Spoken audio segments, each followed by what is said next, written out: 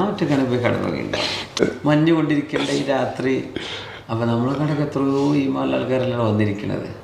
നമ്മൾ കാസർഗോഡത്തെ പിള്ളേർ don't judge a book by its cover എന്ന് പറയുന്ന പോലെ അവരുടെ ഉള്ളിൽ പിന്നെ ഇഷ്ടപ്പെട്ട വസ്ത്രവും ഹെയർ സ്റ്റൈലും അതൊക്കെ ഒരു അവരുടെ പേഴ്സണൽ വിഷയങ്ങളല്ലേ.